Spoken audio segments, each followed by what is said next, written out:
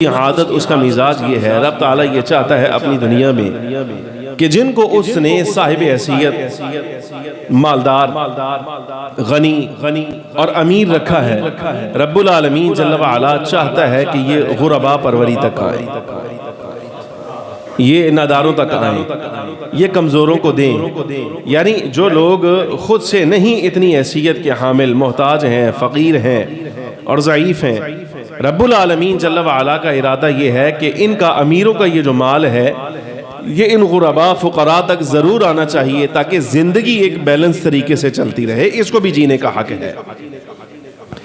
اور آپ یقین جانیے، یہ نہیں کہ اللہ تبارک و تعالی جل وعلا نے آپ کو حکم فرمایا ہے، نا، ایسا نہیں، بلکہ رب العالمین جل وعلا نے خود بھی اس عادت کو اپنایا ہے۔ میں ابھی مثالیں آپ کو پیش کرتا ہوں، یہ مالک ہے نا، مالک کی شان ہے، اگر آپ خیال نہیں رکھتے تو اللہ تبارک و تعالی جل وعلا تو ہے خیال فرمانے والا۔ وَمَا مِن دَابَّةٍ فِي الْأَرْضِ إِلَّا عَلَى اللَّهِ رِزْقُهَا وَيَعْلَمُ مُسْتَقَرَّهَا وَمُسْتَوْدَعَهَا، زمین پر چلنے والا کوئی جاندار ایسا نہیں ہے مگر یہ کہ اس کا رزق اللہ کے ذمہ کرم پر ہے، مالک نے اپنے ذمہ کرم پر لیا ہے۔ لیکن بہرحال اللہ تبارک و تعالی جل وعلا کا یہ نظام ہے، رب العالمین جل وعلا یہ سکھانا چاہتا ہے، یہ تعلیم ہے اللہ کی اور اس کے رسول صلی اللہ علیہ وبارک وسلم کی۔ یہ صاحب حیثیت جو لوگ ہیں انہیں چاہیے غریب کا لحاظ رکھا کریں۔ میں اب آپ کو کچھ مثالیں قرآن عزیز سے اور احادیث طیبہ سے عرض کرتا ہوں، ذرا اس کو سمجھیے گا۔ اور اب ہر بندہ اپنی حیثیت میں امیر بھی ہے، غریب بھی ہے، سمجھ آ رہی کہ نہیں؟ کہ ہاں، میرے سمیت جتنے لوگ یہاں بیٹھے ہیں، ہم میں ہر بندہ امیر بھی ہے، غریب بھی ہے۔ جو سمجھتا ہے میں جتنا امیر ہوں اور جتنا غریب ہوں، وہ اپنی حیثیت کے مطابق اپنے سے نیچے والے کو کچھ نہ کچھ ضرور دے، یہ حق بنتا ہے۔ اب میں کچھ مثالیں آپ کے سامنے قرآن عزیز سے، احادیث مبارکہ سے عرض کرتا ہوں۔ عادت الہیہ، سنت الہیہ، اور رب العالمین جل وعلا جو دیکھنا چاہتا ہے اپنے بندوں میں، اس کے مظاہر دیکھیے۔ مقام حدیبیہ میں اختلاف ہوا، سرکار دو عالم صلی اللہ علیہ وبارک وسلم بما اپنے اصحاب کے عمرہ شریف کی ادائیگی کے لیے آ رہے تھے، کوئی تلوار نہیں، کوئی کچھ نہیں۔ اہل مکہ میں افواہ ہو گئی کہ لڑنے کے لیے آ رہے ہیں اور مکہ مکرمہ فتح کرنے کے لیے آ رہے ہیں۔ اب وہ گھیرا تنگ ہوا، انہوں نے روک لیا، انہوں نے قسمیں اٹھا لی کہ ہم مسلمانوں کو یہاں مکہ مکرمہ میں داخل نہیں ہونے دیں گے، وہاں جو بھی ہونا تھا وہ ہو گیا۔ فخر عالم صلی اللہ علیہ وسلم نے مقام حدیبیہ پر پڑاؤ ڈالا، حضور اس وقت رکے، حضرت عثمان غنی رضی اللہ تعالیٰ عنہ کو بھیجا کہ آپ جا کر ان کو بتائیے کہ ہم عمرہ کرنے کے لیے آ رہے ہیں، ہمارا وہاں لڑنے اور اس طرح کا جنگ بندی اور جنگ کے جتنے معاملات ہیں، کوئی غزوہ کرنے کا ارادہ نہیں ہے، صرف عمرہ کی ادائیگی ارادہ ہے، بس ہم عمرہ کر کے اپنا واپس چلے جائیں گے۔ حضرت عثمان رضی اللہ تعالیٰ عنہ امیر المؤمنین جب وہاں پہنچے اور وہاں جا کر صورتحال بتائی، انہوں نے انکار کر دیا۔ اچھا ہوا یہ کہ ابھی تک حضرت عثمان کی واپسی نہیں ہوئی کہ اتنے میں لشکر اسلام میں، اہل اسلام میں یہ افواہ پھیل گئی کہ حضرت عثمان غنی شہید کر دیے گئے۔ وہ سارا معاملہ جو بھی پیش آیا، صحابہ کرام علیہم الرضوان نے بھی قسمیں اٹھا لی کہ ہم مر جائیں گے، نبی پاک صلی اللہ علیہ وسلم کے ہاتھ پر بیعت کر لی کہ ہم مر جائیں گے، حضور عثمان کا بدلہ لیے بغیر یہاں سے نہیں جائیں گے، تیر ہے، تلوار ہے، ڈنڈا سوٹا ہے یا نہیں ہے، بہرحال ہم نے اس وقت اب اہل مکہ کی طرف پیش قدمی کرنی ہے۔ لیکن اللہ تبارک و تعالی جل وعلا نے حالات ایسے پیدا فرمائے جس سے معاملہ جنگ کی طرف نہیں بلکہ صلح کی طرف آ جائے۔ توجہ ہے، یہ بڑی گہرائی کی بات ہے جو اب میں آپ کے لیے، مجھے نہیں لگتا کہ شاید ہو سکتا ہے کہ غربا پروری کی کوئی مثال اس واقعے سے آپ کے لیے لائے گا۔ توجہ، سمجھ آ رہی کہ نہیں؟ صلح کے حالات پیدا ہو گئے، رب العالمین جل وعلا نے جنگ بندی کا معاہدہ کروا دیا، سب کچھ۔ صحابہ کرام علیہم الرضوان کو بڑا اضطراب ہوا اس بارے میں، یا رسول اللہ ہم حق پر نہیں؟ کیا ہمارے جو لوگ شہید ہوئے ہیں کیا وہ شہادت کے مرتبہ پر نہیں؟ ہمارا دین حق نہیں، ہمارا کلمہ حق نہیں؟ یہ ساری باتیں نبی پاک صلی اللہ علیہ وسلم سے سوالن انہوں نے عرض کی۔ حضرت فاروق اعظم رضی اللہ تعالیٰ عنہ ان احباب میں شامل تھے۔ سرکار دو عالم نبی محتشم صلی اللہ علیہ وبارک وسلم نے خاموشی اختیار فرمائی۔ اللہ رب العالمین جل وعلا نے اس کی حکمت خود بیان فرمائی۔ پارہ نمبر 26 سورہ الفتح۔ رب تعالیٰ جل وعلا فرماتا ہے، چونکہ ارادہ ہو گیا تھا کہ ہم نے مکہ مکرمہ پر حملہ کرنا، انہوں نے حضرت عثمان غنی کو شہید کر دیا ہے، اہل مکہ کو ہم نے چھوڑنا نہیں۔ اب یہ جو صلح بندی ہوئی ہے، صلح ہوئی ہے، جنگ بندی ہوئی ہے کہ جنگ نہیں کرنی جی، اتنے سال تک ہمارا معاہدہ ہے، یہ سارے معاملات جب اللہ تبارک و تعالیٰ جل وعلا نے اس پورے معاہدے کی حکمت نازل فرمائی نا، ان میں سے ایک حکمت یہ تھی، فرمایا وَلَوْلَا رِجَالٌ مُؤْمِنُونَ وَنِسَاءٌ مُؤْمِنَاتٌ لَمْ تَعْلَمُوهُمْ أَن تُصِيبَهُمْ لَمْ تَعْلَمُوهُمْ فَتُصِيبَكُمْ أَن تَطْعُوهُمْ فَتُصِيبَكُمْ مَعَرَّةٌ بِغَيْرِ عِلْمٍ۔ رب العالمین جل وعلا ارشاد فرماتا ہے کہ اگر مسلمان مرد اور مسلمان عورتیں نہ ہوتے اور یہ اندیشہ نہ ہوتا کہ تم ان کو روند ڈالو گے، تم ان کو روند ڈالو گے، فَتُصِيبَكُمْ مَعَرَّةٌ بِغَيْرِ عِلْمٍ، اگر اللہ تمہیں نہ روکتا، تم ان کو روند ڈالتے، تو یقین جانو تمہیں ایسی مصیبت آ پڑتی، ایسی مصیبت آ پڑتی، اگرچہ اس پر تمہارا گناہ کوئی نہیں لیکن وہ تمہارے سر آ جانی تھی۔ مسئلہ کیا تھا؟ اس کے پیچھے پس منظر میں جائیے۔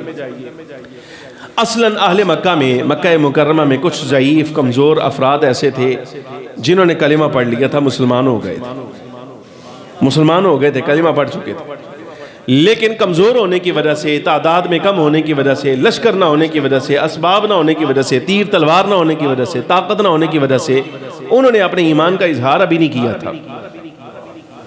سمجھا، لیکن اپنی کمزوری کے سبب انہوں نے ایمان کا اظہار نہیں کیا۔ اب جب ایمان کا اظہار نہیں کیا تو مدینہ منورہ میں جو اصحاب موجود ہیں ان تک تو خبر نہیں نہ پہنچی کہ بھئی ادھر کون کون ایسا ہے جو مسلمان ہو گیا، ان کی دل کی بات تھی۔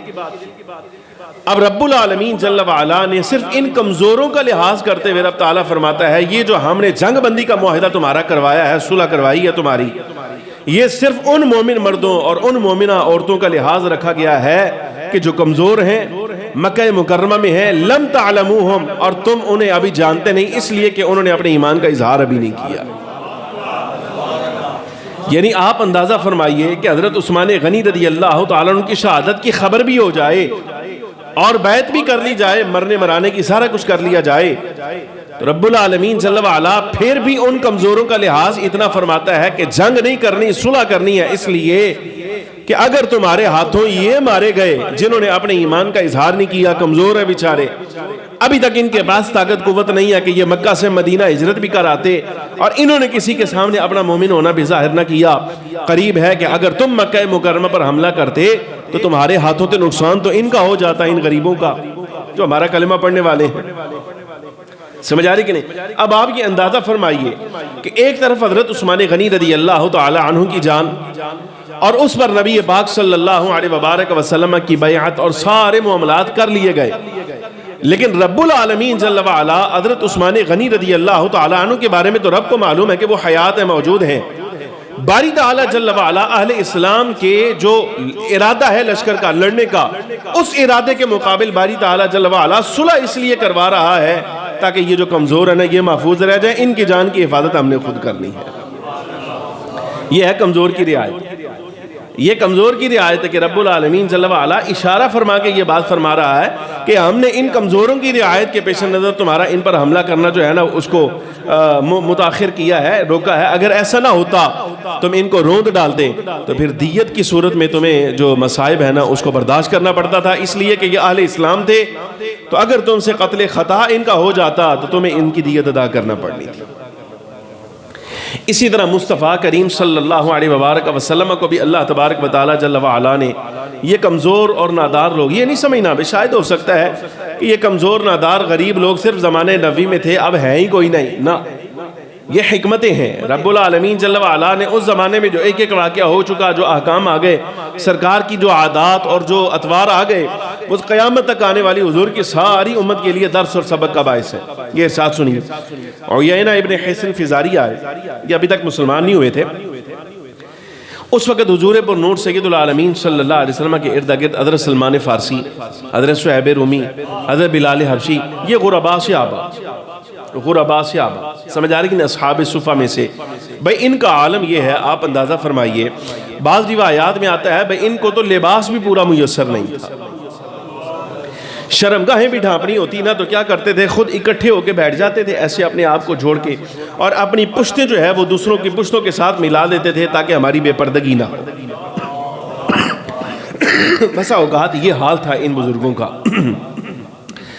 اور حضرت صہیب رومی رضی اللہ تعالی عنہ جیسا بندہ، اللہ اکبر اللہ اکبر۔ اور اسی طرح بعض صحابہ کرام کے بارے میں یہ لفظ آتے ہیں، فرمایا وہ جو اپنے زمانے میں اپنے ماں باپ کے دور میں 200 درہم کا جبہ پہننے والا اور مہنگی ترین خوشبو استعمال کرنے والا نبی پاک صلی اللہ علیہ وبارک وسلم کے سامنے سے جس وقت گزرا نا، اس حال میں کہ اب شرمگاہ کو یہ جو بکرا ہوتا ہے اس کی کھال کے ساتھ، دمبے کی کھال کے ساتھ لپیٹا ہوا ہے، ڈھانپا ہوا ہے، جب حضور کے سامنے سے گزرا تو حضور رو پڑے۔ نبی پاک صلی اللہ علیہ وبارک وسلم رو پڑے۔ حضور نے فرمایا اس کا میں نے وہ زمانہ دیکھا ہے کہ جب بازار سے یہ گزرا کرتا تھا تو گلی بتاتی تھی یہاں سے یہ گزرا ہے، یہ شہزادہ گزرا، ایسی خوشبو لگانے والا، لیکن اللہ اور اس کے رسول کی محبت دیکھو اس کو کہاں لے آئی۔ سمجھ آ رہی کہ اب لباس بھی پورا نہیں۔ اچھا بہرحال اس طرح کی ذوات اور اس طرح کی شخصیات، عیینہ ابن حصن یہ قبیلہ مدر کے سردار آدمی تھے، تو یہ جس وقت نبی پاک صلی اللہ علیہ وسلم کی خدمت میں حاضر ہوئے، دیکھا کہ بلال جیسا غریب بیٹھا ہے۔ یہ ان کا پس منظر ہے، میرے لفظ نہیں ہے۔ ہم تو بلال حبشی رضی اللہ تعالیٰ عنہ کے پاس کچھ بھی نہ ہو نہ وہ تو تبھی ہمارے سر کے تاج ہے۔ وہ نبی پاک صلی اللہ علیہ وسلم کے صحابی ہیں، اور سرکار کا ہر صحابی اس کی مالی کیفیت جیسی بھی ہو، ہمیں اس سے کوئی غرض نہیں، وہ اللہ کا مقرب ہے، ہمارے سر کا تاج ہے، ہمارا آقا ہے، وہ ہمارا سردار ہے۔ سمجھ آ رہی کہ نہیں؟ وہ ہمارا سردار ہے۔ حضرت بلال حبشی، حضرت سلمان فارسی، حضرت صہیب رومی، وہ مالی حیثیت جو بھی، اچھا یہ سردار شخصیت ہے۔ نبی پاک صلی اللہ علیہ وسلم کی بارگاہ میں جس وقت حاضر ہوئے نا تو دیکھا کہ حضرت سلمان فارسی نے نا، یہ اون نہیں ہوتی، یہ دمبے کی اون، یہ کیا کہتے ہیں، چھترے کی جو اون ہوتی ہے، اس اون کے ساتھ بنا ہوا نا جبہ پہن رکھا تھا، لباس پہنا ہوا تھا۔ اب ظاہر ہے اس میں اون ہوتی ہے، آپ کو پتہ ہے یہ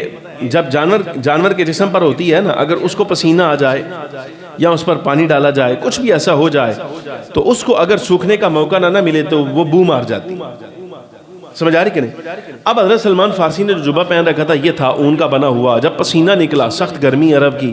اور یہ گرم لباس گرمی کے ایام میں بھی پسینہ نکلا تو اس سے نا کو حمق جو ہے نا وہ آنے لگی، کو بو آنے لگی۔ عیینہ ابن حصن جس وقت حضور کے پاس آئے، یہ بعد میں مسلمان ہو گئے تھے، ابھی تک کلمہ نہیں پڑھا تھا، تو آ کے نا عرض کرتے ہیں اللہ کے رسول صلی اللہ علیہ وسلم کیا آپ کو ان کی بو اذیت نہیں دیتی؟ ان کی بو سے آپ کو جو ہے وہ تکلیف نہیں ہوتی، آپ کو پریشانی نہیں ہوتی؟ نبی پاک صلی اللہ علیہ وبارک وسلم آپ ہی خاموش تھے کہ اگلا جملہ کہہ دیا، انہوں نے کہا کہ ہم تو مدر قبیلہ کے سادات ہیں، اشراف ہیں، ہم بھی چاہتے ہیں کہ آپ کی مجلس میں آ کر بیٹھیں، لیکن ہمیں آپ کی مجلس میں حاضر ہونے سے جو چیز رکاوٹ ہے نا وہ ان جیسے غریبوں کا آپ کے پاس بیٹھنا۔ یہ جملہ کہہ دیا، سمجھ آ رہی کہ نہیں؟ اچھا ساتھ ہی انہوں نے کہا کہ اگر آپ مہربانی کریں یا تو ان کو اپنی مجلس سے ہٹائی دیا کریں کہ جس وقت ہم آئیں تو یہ اٹھ کے چلے جائیں، کوئی ایسا سسٹم ہو جائے، یا پھر یہ ہے کہ آپ ان کے لیے کوئی وقت الگ کر دیں، ہمارا وقت الگ کر دیں، جس مجلس میں ہم بیٹھے ہوں یہ نہ آئیں، جب یہ بیٹھے ہوں تو ہم نہیں آئیں گے، تو ہم آپ کی بارگاہ میں حاضر ہونے کے لیے تیار ہیں، آپ کی بات سننے کے لیے تیار ہیں، جو کچھ آپ ارشاد فرماتے ہیں قرآن حدیث کی صورت میں ہم سن کر اگر ہمیں سمجھ آئے تو ہم اسلام قبول کرنے کے لیے بھی تیار ہیں۔ یہ معنی تھا ان کا۔ نبی پاک صلی اللہ علیہ وبارک وسلم چونکہ آپ قلبی اعتبار سے بہت زیادہ اس بات کا شوق رکھتے ہیں کہ دنیا میں کافر کوئی نہ رہ جائے، مسلمان رہے، بھئی ان کی آخرت سور جائے، سمجھ آ رہی کہ نہیں؟ اور یہ بھی رب العالمین جل وعلا کا حکم تھا کہ آپ ان کے ساتھ، ان کافروں کے ساتھ درگزر کیجئے، نرمی کیجئے، ان کے ساتھ عفو سے کام لیجئے، نظر انداز کیجئے، ان کے معاملات کو نرمی کیجئے۔ سرور عالم صلی اللہ علیہ وسلم کے قلب اقدس میں یہ بات آ گئی، یعنی دل میں ارادہ فرما لیا، حضور نے سوچا کہ واقعی ٹھیک ہے ایسا کر لیتے ہیں کہ بلال کے لیے، صہیب رومی کے لیے، سلمان فارسی کے لیے اور اس طرح کی جو شخصیات ہیں نادار فقراء، ان کے لیے ہم مجلس الگ مقرر کر دیتے ہیں، اور یہ جو سادات ہیں، اشراف ہیں، سادات بے معنی سردار قبیلوں کے، ان کو ہم کسی الگ مجلس میں بلا دیتے ہیں۔ بس اتنا ارادہ نبی پاک صلی اللہ علیہ وبارک وسلم نے ابھی کیا تھا، فوراً قرآن عزیز کی آیت نازل ہو گئی۔ رب تعالیٰ جل وعلا نے فرمایا وَاصْبِرْ نَفْسَكَ، اے محبوب کریم صلی اللہ علیہ وسلم اپنی جان روکے رکھیے، کن کے ساتھ؟ فرمایا مَعَ الَّذِينَ يَدْعُونَ رَبَّهُمْ بِالْغَدَاةِ وَالْعَشِيِّ، ان لوگوں کے ساتھ جو صبح و شام اپنے رب کا ذکر کرتے ہیں، اس کو یاد کرتے ہیں، اس کی رضا چاہتے ہوئے، وَلَا تَعْدُ عَيْنَاكَ عَنْهُمْ، اور لمحہ برابر بھی آپ اپنی نگاہ ان سے نہ ہٹائیے گا، لمحہ برابر بھی آپ اپنی نگاہ ان سے نہ ہٹائیے گا۔ گزارش سمجھ آ رہی کہ یہ ہے غریب پروری، اور حکم کس کی جانب سے آیا ہے؟ رب العالمین جل وعلا کی طرف سے آیا ہے، حکم باری تعالیٰ جل وعلا کی طرف سے آیا کہ محبوب اے نا غریباں دا لحاظ رکھ لیں، سمجھ آ رہی کہ نہیں؟ میرے ابا جی، میں نے شاید پتہ نہیں آپ کے ساتھ اس چیز کا ذکر کیا کہ نہیں کیا، میرے ابا جی آپ کو پتہ ہے کہ خانقاہی سسٹم ہے، اور دیکھو والد شیخ پیر وہ اسی لیے ہوتا ہے تاکہ تربیت کرے، سمجھ آ رہی کہ نہیں؟ مربی استاد اسی لیے بنایا جاتا ہے تاکہ اس کے منہ سے جو لفظ نکلے وہ ہمارے لیے سبق کا باعث ہوں۔ میرے ابا جی مجھے فرمانے لگے، کافی دیر پہلے کی بات ہے، میرے دل میں نقش ہے، مجھے فرمانے لگے پتر اے جڑے مالی اعتبار سے کم لوگ ہوتے ہیں نا، ویسے آپ کے ساتھ کرنی نہیں چاہیے، ایک قلبی معاملہ ہے، لیکن میں ویسے آپ کو بتا رہا ہوں کہ یہ ہمارے گھر کی تربیت ہے۔ میرے ابا جی فرمانے لگے کہ پتر اے جڑے مالی حیثیت اعتبار گھٹ ہوندے نا بندے، یعنی بس برابر برابر، فرمانے لگے پتر انہاں دی عزت زیادہ کریا کر، یہ مجھے کہا کہ ان کی عزت زیادہ کیا کر، اس واسطے کہ جو صاحب حیثیت آدمی ہوتا ہے نا، مالدار آدمی ہوتا ہے، وہ عزت کرتا ہے اپنی مرضی کے ساتھ، سمجھ آ رہی کہ نہیں؟ وہ اپنی عزت، اب وہ کسی کی عزت کرتا ہے تو اپنی مرضی سے کرتا ہے۔ یہ جو نادار آدمی ہوتا ہے نا، جب یہ عزت کرتا ہے نا تو یقین جان یہ دل سے کرتا ہے، یہ دل سے کرتا ہے۔ اچھا، یہی بات حضور پر نور سید العالمین صلی اللہ علیہ وبارک وسلم سے غریب پروری کی، ایسے ہی حضور پر نور سید العالمین صلی اللہ علیہ وسلم سے آگے آئیے حضرت سعد ابن ابی وقاص رضی اللہ تعالیٰ عنہ۔ یہ ابھی میں آپ کو صرف مثالیں دے رہا ہوں سرکار کے زمانے کی، ابھی میں نیچے نہیں آیا۔ حضرت سعد ابن ابی وقاص رضی اللہ تعالیٰ عنہ فرماتے ہیں ہم کو 6 بندے حضور اکرم صلی اللہ علیہ وسلم کی خدمت میں حاضر تھے، میں تھا، عبداللہ ابن مسعود تھے، فقیہ ہذہ الامہ، اتنا بڑا صحابی رسول حضور اکرم صلی اللہ علیہ وسلم کا عبداللہ ابن مسعود، اور قبیلہ حذیل کا ایک آدمی بیٹھا تھا، بلال حبشی تھے، اور 2 بندے اور ایسے بیٹھے تھے، میں ان کا نام نہیں لینا چاہتا۔ یہ حضرت سعد ابن ابی وقاص نے فرمایا میں ان کا نام نہیں لینا چاہتا، 2 بندے اور تھے، شارحین نے بتایا ہے، وہ دیگر حدیث میں آیا ہے، فرمایا اس سے مراد حضرت صدیق اکبر اور حضرت مولا علی شیر خدا رضی اللہ تعالی عنہما ہے، یعنی حضرت سعد ابن ابی وقاص، حضرت عبداللہ ابن مسعود، قبیلہ حذیل کا ایک آدمی، اور حضرت سیدنا بلال حبشی، حضرت صدیق اکبر، مولا علی شیر خدا رضی اللہ عنہم اجمعین، یہ 6 بندے اس وقت نبی پاک صلی اللہ علیہ وسلم کی بارگاہ میں حاضر تھے۔ تو کچھ مشرک آ گئے اور نبی پاک صلی اللہ علیہ وبارک وسلم کی عرض کرنے لگی انہاں نو ہٹاؤ ایتھوں، انہاں غریباں نو کڈو ایتھوں، اترو انہاں نو کڈو ایتھوں، اپنی مجلس سے برخاست کرو، اور لا یشتریون علینا، آپ ان کو ہمارے اوپر ترجیح نہ دیا کریں۔ یعنی کہنے کا مطلب یہ تھا کہ آپ اگر غریبوں کو اس طرح اپنے پاس بٹھا لیں گے یہ ہمارے خلاف جری ہو جائیں گے، اے غریب لوگ نے انہوں دی حیثیت مطابق رکھو۔ اچھا، اتنی بات کہی تو آگے کہنے کا مطلب ان کا بھی یہی تھا کہ اگر آپ ان کو ہٹا دیں تو ہم آپ کی بات سننے کے لیے تیار ہیں، ہم آپ کے پاس بیٹھنے کے لیے تیار ہیں۔ نبی پاک صلی اللہ علیہ وبارک وسلم قلبی اعتبار سے چونکہ حضور کو یہ چاہتا ہے کہ کافر مسلمان ہو جائیں، فخر عالم صلی اللہ علیہ وسلم نے ارادہ فرمایا کہ ٹھیک ایسے کر لیتے ہیں، ہم ان کو ہٹا دیتے ہیں۔ رب العالمین جل وعلا نے فوراً جب یہ ارادہ آیا تو باری تعالیٰ جل وعلا نے حکم نازل فرمایا وَلَا تَطْرُدِ الَّذِينَ يَدْعُونَ رَبَّهُمْ بِالْغَدَاةِ وَالْعَشِيِّ يُرِيدُونَ وَجْهَهُ وَلَا تَعْدُ عَيْنَاكَ عَنْهُمْ، فرمایا اے محبوب کریم صلی اللہ علیہ وسلم وَلَا تَطْرُدِ الَّذِينَ، آپ نے نہ ہٹانا ہے ان لوگوں کو جو صبح و شام اپنے رب کو صرف اس لیے پکارتے ہیں کہ اس کو راضی کر لیں، فرمایا ان کو اپنی مجلس سے نہیں ہٹانا۔ سمجھ آ رہی ہے؟ یہ بار بار حکم کئی مقام پہ قرآن عزیز نے اللہ تبارک و تعالیٰ جل وعلا میں حضور پر نور سید العالمین صلی اللہ علیہ وسلم کو دیا ہے، یہ ان کے دل کی رعایت کرتے ہوئے دیا ہے۔ سمجھ آ رہی ہے کہ غریب آدمی کو اگر یہ پتہ چل جائے کہ مجھے میرے شیخ نے، میرے استاد نے، میرے مربی نے، میرے پیر نے اور میرے بڑے نے اس لیے ہٹایا ہے کہ میں ذرا کم حیثیت ہوں، اور یہ جو اب آیا ہے بڑی حیثیت والا ہے اس لیے انہوں نے مجھے ہٹا دیا ہے، تو آپ یقین جانیے اللہ تبارک و تعالیٰ جل وعلا اس کو پسند نہیں فرماتا۔ یہ حال آپ کے میرے سمیت ہر بندے کا ہے۔ ایک جملہ اور سنیے، یہ مسئلہ ہوا حضرت سیدنا ابو بکر صدیق رضی اللہ تعالی عنہ کے ساتھ۔ جناب ابو سفیان رضی اللہ تعالی عنہ صحابی رسول ہے، میں پھر کہہ رہا ہوں صحابی رسول ہے، اور بہت بڑا بے غیرت آدمی ہے وہ آدمی جو حضور پر نور سید العالمین صلی اللہ علیہ وسلم کے اصحاب کی پچھلی زندگیوں کو لا کر اور ان پر کلمہ پڑھ لینے کے باوجود تان کرتا ہے۔ سمجھ آ رہی کہ نہیں؟ میں سید ہونے کے ناطے یقین جانیے 10,000 لعنت بھیجتا ہوں ایسے بندے پر جو امام الانبیاء صلی اللہ علیہ وبارک وسلم کے کسی صحابی کے بارے میں بک بک کرتا ہے، کسی کے بارے میں۔ ہمیں حق نہیں ہے، گزارش ہے ہمیں حق نہیں ہے، وہ فخر عالم نور مجسم صلی اللہ علیہ وسلم کے اصحاب ہیں۔ اگر کوئی بندہ کہے کہ جناب زبانی کلامی طور پر کلمہ پڑھتے تھے، بھئی تینوں پتہ چل گیا زبانی کلامی طور پر کلمہ پڑھتے تھے، رب کو نہیں پتہ تھا؟ حضور پر نور سید العالمین صلی اللہ علیہ وسلم کو نہیں پتا تھا، سب کچھ معلوم تھا۔ جب فخر عالم صلی اللہ علیہ وسلم نے ان کے بارے میں کچھ نہیں کہا تو اب اگر کوئی کہے گا نا تو یقین جانیے اگر ہمارے پاس یہ اختیار ہوا نا تو ہم اس کی زبان اس کے منہ سے کھینچ لیں گے۔ یہ بات آپ ذہن میں رکھیے، اور میں یہ سمجھیے کہ میں جمعہ کی نشست میں یہ اعلان کرتا ہوں، آپ یقین جانیے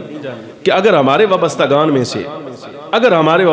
میں سے جو بندہ ہمارے ساتھ وابستہ ہے، چاہے ہمارے نوازی کے طور پر، مرید کے طور پر، یار دوست کے طور پر، اگر ہمیں پتہ چل جائے کہ فخر عالم نور مجسم صلی اللہ علیہ وسلم کے اصحاب میں سے کسی ایک صحابی کا بھی غدار اور بے ایمان آدمی ان پر تان کرنے والا ہے، طنز کرتا ہے،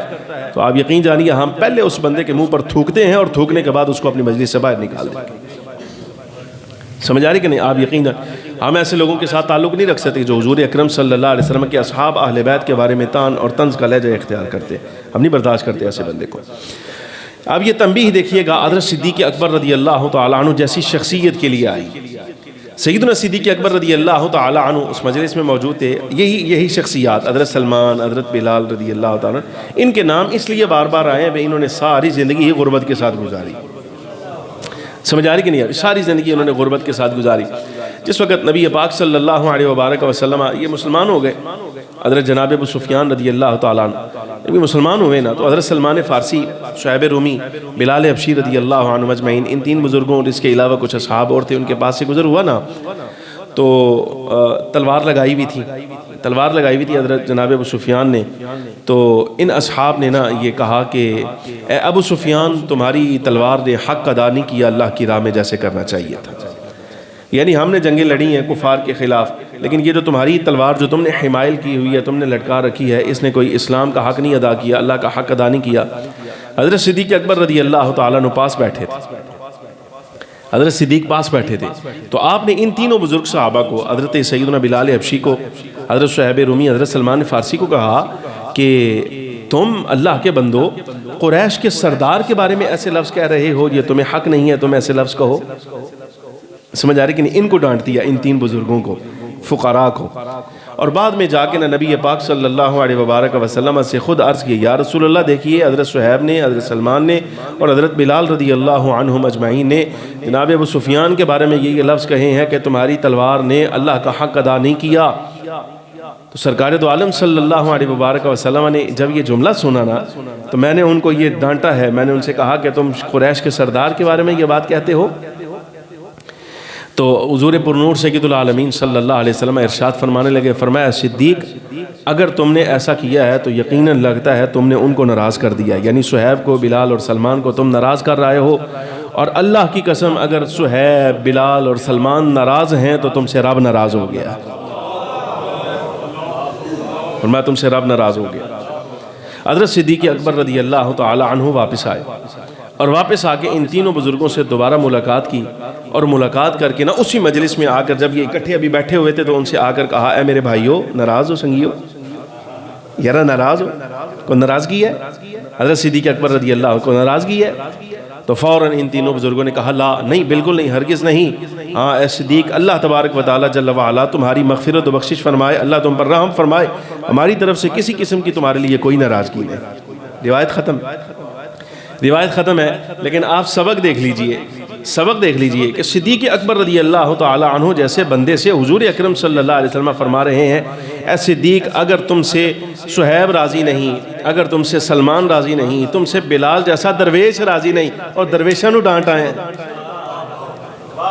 صدیق درویشاں نو ڈانٹ آئے ہیں، ساڑی بارگاہ دے درویشاں ڈانٹ آئے، اگر تھاٹے درویش ناراض نہیں تے رب راضی کوئی نہیں تیرے کو، یہ تو نے رب کو ناراض کر دیا۔ حضور پر نور سید العالمین صلی اللہ علیہ وسلم در حقیقت یہ سبق دے رہے ہیں کہ دیکھو درویش کوئی بھی ہو، فقیر کوئی بھی ہو، اس کی اہانت، اس کی تحقیر، اگر وہ واقعی حقیقی درویش ہے، اللہ تبارک و تعالی جل وعلا کی رضا سے اور اس کی جناب سے فقیر ہے، اور اس فقیری پر وہ راضی بھی ہے، اس کو اگر کوئی بندہ ناراض کر رہا ہے نا تو وہ سمجھیے کہ اللہ تبارک و تعالی جل وعلا کو ناراض کر رہا ہے۔ حضرت سعد ابن ابی وقاص رضی اللہ تعالیٰ عنہ کتنا جلیل القدر سے ابھی آپ کو معلوم ہے، وہ بندہ جس کے بارے میں حضور فرمایا کرتے تھے، مولا کائنات فرماتے ہیں ہم نے بڑے لوگوں کو دیکھا کہ جو سرور عالم نور مجسم صلی اللہ علیہ وبارک وسلم کی بارگاہ میں حاضر ہوتے اور عرض کرتے فدا کا ابی و امی یا رسول اللہ، حضور ہمارے ماں باپ آپ پر قربان ہو۔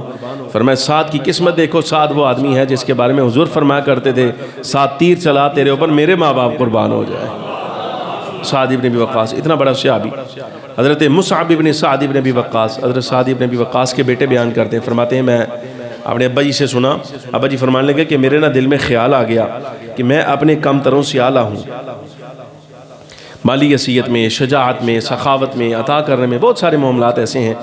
دینی اقدار میں، دنیاوی معاملات میں، میں اپنے جو مجھ سے کم ہیں حیثیت کے میں ان سے اعلیٰ ہوں۔ یہ دل میں خیال آیا، فرمایا دل میں خیال آیا تھا، نبی پاک صلی اللہ علیہ وبارک وسلم نے ارشاد فرمایا، فوراً فرمایا حل تنصرون و ترزقون الا بدعفائکم، فرمایا ساتھ ساری زندگی کے لیے یاد کر لو، یہ تمہیں اللہ تبارک و تعالیٰ جل وعلا نے جو شجاعت دی ہے، یہ غیروں پر تمہیں جو فوقیت حاصل ہے، جس قوم کی طرف منہ کرتے ہو، لشکر فتح کراتے ہو، علاقے فتح کراتے ہو، اور یہ جو تمہیں مال ملا ہے، اللہ تبارک و تعالیٰ جل وعلا نے رزق کی فراوانی دی ہے، فرمایا ساری زندگی یاد کر لینا یہ دعفاء، غریب، فقیروں کی دعاؤں کا صدقہ اللہ نے عطا فرمائی ہے۔ یہ اصول ہے۔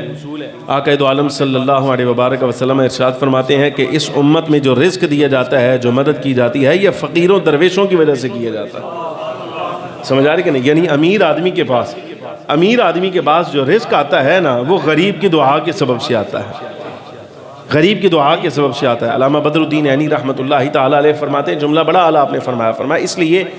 غریب جب اللہ کی عبادت کرتا ہے نا تو اس کا دل ایسا پاک ہوتا ہے، مخلص ہوتا ہے کہ ہر ایسی شے جو اللہ تبارک و تعالیٰ جل وعلا سے اس کا تعلق ختم کر دے، غریب کا دل اس سے پاک ہوتا ہے، ضعیف اور نادار آدمی کا دل اس سے پاک ہوتا ہے۔ جب وہ پاک دل کے ساتھ اللہ کی بارگاہ میں حاضر ہوتا ہے نا تو رب العالمین جل وعلا اس کی عبادت کو بھی قبول کرتا ہے، اس کے اعمال کو بھی قبول کرتا ہے، اس کی دعاؤں کو بھی قبول کرتا ہے، اور اس کمزور کو کمزوری میں ہی پسند فرما کے اس کی وجہ سے ان کو رزق عطا فرماتا ہے جس کے لیے یہ کمزور دعا کرتا ہے۔ میں ایک اشارے پر رکا، اشارے پر رکنے والے آپ کو معلوم ہے وہاں مانگنے والے آ جاتے ہیں۔ عجیب بات ہے، مجھے افسوس رہ گیا دل میں، یاد نہیں میں کہاں سے پروگرام سے آ رہا تھا شاید، تو یہ مسلم ٹاؤن کے قریب نہ کہیں ایک اشارے پر رکے، گاڑی میں تھے تو ایک نا بہت ہی ضعیف نادار آدمی، بزرگ آدمی، سفید داڑھی اس کی، تو مانگنے کے لیے وہاں نا سائیڈ پر بیٹھا تھا، اس نے صرف اشارہ کیا۔ میرے دل میں خیال آیا، میں کہا یار یہ کوئی پیشہ ور آدمی ہے یہاں بیٹھا ہے تو بھئی اس کو کیا دینا، تو میں نے نا جب ایسے نظر میں نے دوسری طرف کی نا وہ اٹھا نہیں وہاں سے، یعنی اس کے اندر شاید اتنی ہمت نہیں تھی، اللہ بہتر جانتا ہے اس کے دل کی کیفیت کیا تھی۔ بہرحال میں اپنے دل کی آپ کو بتا رہا ہوں کہ جس وقت میں نے نظر ہٹائی نا اس نے دوبارہ میری طرف نہیں دیکھا، حالانکہ میں اس کے قریب تھا، یعنی وہ فٹ پاتھ پر بیٹھا ہے، ہماری گاڑی بالکل ساتھ کھڑی ہے،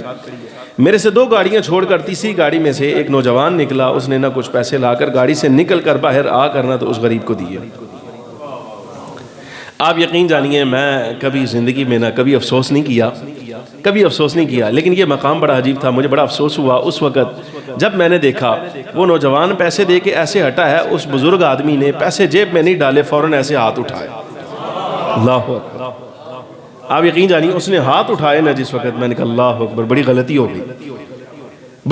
ہو گئی۔ اب اس وقت بھی اگر میں دیتا نا تو آپ یہ سمجھیے مجھے شرم کے باعث،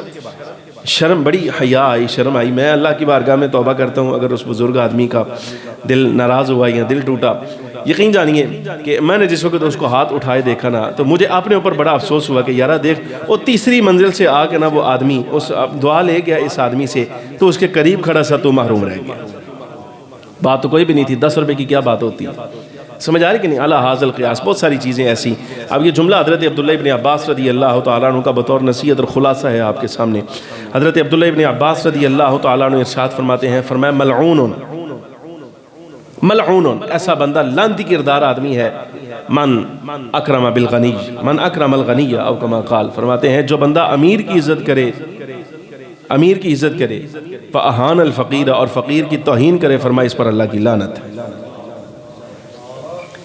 امیر آئے تو اس کو کرسی پہ بٹھائے اور غریب آئے تو جھاڑ کے اس کو دکان سے نکال دے۔ حضرت عبداللہ ابن عباس رضی اللہ تعالیٰ فرماتے ہیں یہ لعنتی کردار آدمی ہے، لعنت ایسے بندے پر۔ فخر عالم نور مجسم صلی اللہ علیہ وسلم کا ارشاد سنیے، حضور فرماتے ہیں ایک بندہ داخل ہوا، صحیح مسلم کی روایت ہے، بس بات ختم ہے۔ صحیح مسلم کی روایت ہے، حضور پر نور سید العالمین صلی اللہ علیہ وسلم مسجد میں موجود ہے، حضرت ابو سعید خدری راوی ہیں، آپ فرماتے ہیں ایک بندہ نہ داخل ہوا مسجد کے اندر، سواری اس نے مسجد کے باہر باندھی اپنی، مسجد میں داخل ہوا، کبھی اس نے دائیں دیکھا کبھی بائیں دیکھا، ایسے کر کے دائیں بائیں، حضور سمجھ کے بھئی کس لیے آیا؟ آقا دو عالم صلی اللہ علیہ وسلم کا یہ اعلان سنیے، غریب پروری یہ ہوتی ہے، آپ کو کسی اور مذہب میں نہیں ملے گی، یہ فقط اللہ اور اس کے رسول کی عطا ہے حضور کی امت کے لیے۔ یہ تہذیب اور یہ تمیز آپ کو کہیں اور نہیں ملے گی۔ نبی پاک صلی اللہ علیہ وسلم نے جب دیکھا کہ یہ باہر سے آنے والا سواری باندھ کر دائیں بائیں دیکھ رہا ہے،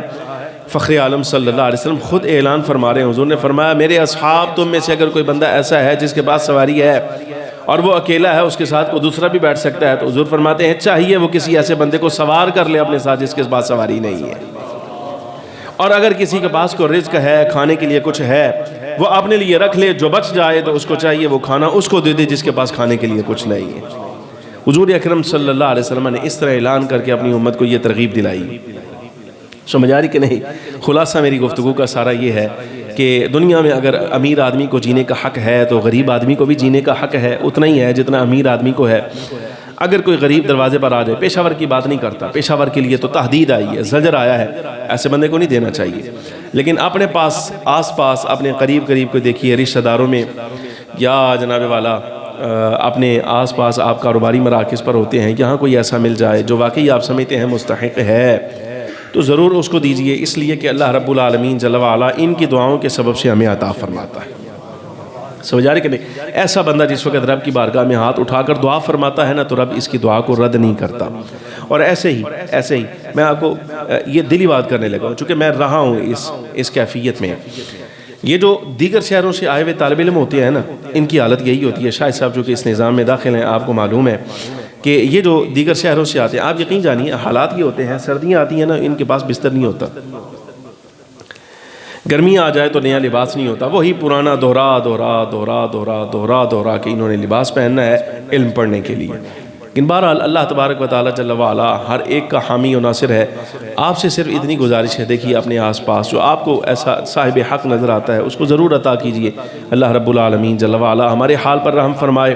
اور یہ جو ہمارا نظام ہے بالخصوص وطن عزیز پاکستان کا، رب العالمین جل وعلا اس نظام میں بہت ساری بہتریاں عطا فرمائے،